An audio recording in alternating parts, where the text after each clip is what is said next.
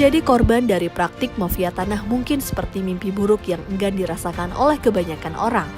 Mafia tanah adalah individu, kelompok, dan atau badan hukum yang melakukan tindakan secara terencana, terstruktur, dan atau terorganisasi untuk memperoleh hak atas tanah dengan cara melakukan tindak pidana. Salah satu faktor penyebab maraknya praktik mafia tanah dikarenakan semakin bertambahnya jumlah penduduk, sementara ketersediaan tanah semakin terbatas. Kondisi inilah yang mendorong tanah memiliki nilai ekonomi yang relatif tinggi dan menjadi salah satu objek perebutan. Biasanya modus operasi yang dilakukan oleh mafia tanah menggunakan cara-cara yang terencana, rapi, dan sistematis seperti pemalsuan dokumen, pemberian keterangan palsu, kejahatan penggelapan, dan penipuan, menguasai tanah secara ilegal, merekayasa perkara di pengadilan, serta melakukan koalisi dengan oknum-oknum tertentu.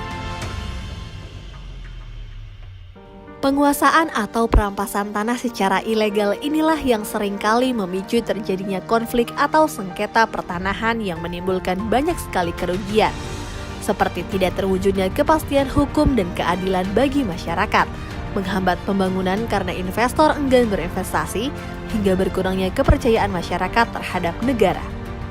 Karena itulah, pencegahan dan pemberantasan mafia tanah menjadi perhatian serius yang harus ditangani pemerintah. Salah satunya Kementerian Agraria dan Tata Ruang Badan Pertanahan Nasional yang terus berupaya dalam memberantas praktik-praktik mafia tanah. Sinergi adalah kunci keberhasilan dalam pemberantasan mafia tanah. Kementerian ATR BPN pun membangun skema sinergi 4 pilar yang terdiri dari Kementerian ATR BPN, pemerintah daerah, aparat penegak hukum, dan badan peradilan. Melalui sinergi tersebut, diyakininya mampu menutup ruang gerak mafia tanah.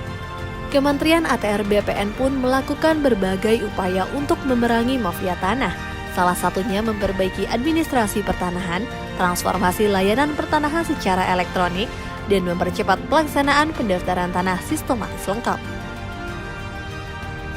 Selain itu, pemberantasan mafia tanah juga bisa dimulai dari diri sendiri dengan meningkatkan kepedulian dan kewaspadaan para pemilik tanah seperti memasang tanda batas dan mendaftarkan tanahnya agar memiliki kepastian hukum yang kuat. Dengan begitu, mafia tanah tidak dapat berkutik lagi. Apabila ada mafia tanah mengganggu, kita gebuk sama-sama.